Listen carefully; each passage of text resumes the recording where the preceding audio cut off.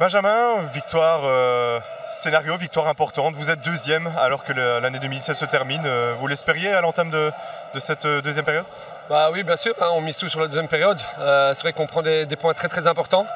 Juste avant la trêve, je pense que c'est positif pour les têtes. Ça nous permet de nous préparer pour la suite du deuxième tour. Et c'est vrai que là, vu les résultats des autres équipes, on prend un ascendant psychologique et donc on va préparer calmement la suite. Ascendant psychologique que vous avez également pris dans ce match en marquant ces 2 buts en moins d'une minute en première mi-temps. Vous pensez que c'est le tournant? Vous assommez votre adversaire à ce moment-là? Oui, bien sûr. Hein, ils mettent un goal d'entrée de jeu. On arrive à réagir très vite et donc du coup ils sont un peu assommés. On a pu bien gérer la rencontre. C'était une rencontre compliquée. Ils ont usé beaucoup de longs ballons. Mais bon, on savait qu'on devait protéger les courses dans le dos. On a bien géré. C'est vrai qu'on s'est fait un peu peur sur la fin avec cette belle frappe. Mais on a tenu et ça, je pense que ça fait la différence, c'est le groupe. Oui, le groupe derrière, c'était solide, hein. Vous jouez en équipe, clairement. Ah oui, c'est clair, mais c'est un peu ce qui nous manquait au départ, c'est beaucoup d'individualité. Maintenant, on arrive à former un groupe et donc je pense que c'est de bon augure pour la suite. Bon, le terrain était glissant, on a vu plein de joueurs perdre leurs appuis. Il y avait des soucis de chaussures chez vous, quoi?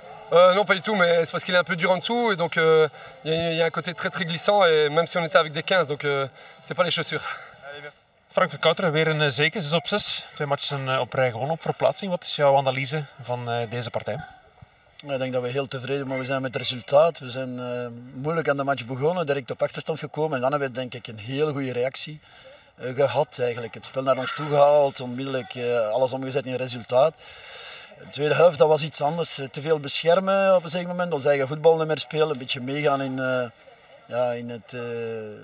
de euforie misschien ook van de thuisploeg. En ons laten beïnvloeden en ons eigen spel niet meer spelen. Dan denk ik nog de kansen om 1-3 en 1-4.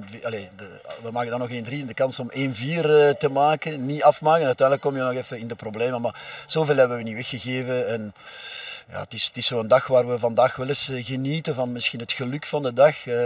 En waar we weggaan met puntjes. Wat we tot nu toe nog nooit niet gehad hebben en wat we misschien vroeger verdienden. En ik kan me inbeelden dat het tegenstreven vandaag ontgoocheld is, want zij verdienden waarschijnlijk ook iets meer. We hebben het in het verleden al eens gehad over reeksen neerzetten.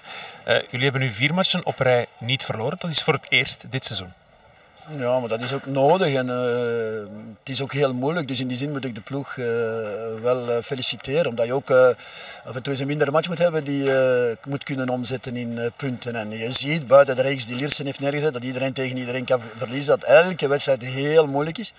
En, dus dat is altijd het target en dat target is moeilijk te behalen en dat heb je zomaar niet. Ik denk ook dat we gedaan hebben wat we moesten doen voor een deel, maar er is nog heel veel werk en ja, we weten dat het elke wedstrijd opnieuw, alles opnieuw in vraag stellen is en terugzoeken naar de kwaliteit die je nodig hebt om tegenstrevers die ook potentieel hebben te verslaan. Nu is het heel even relatief rust, zeg maar, en dan een hele belangrijke januari maand. Nee, ik denk dat december heel belangrijk gaat zijn.